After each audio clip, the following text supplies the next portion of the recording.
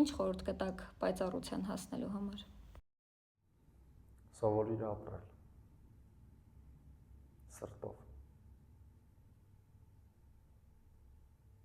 Զբաղվիր ինքնաճանաչմամբ։ Հասկացիր ինչի համար ես ծնվել։ Հաճույք ստացիր այս կյանքից։ Հաճույք ստացիր քո դասերից։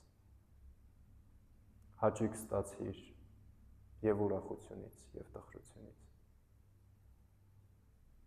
Եվ դա հատուկ է միայն հաճող մարդուն։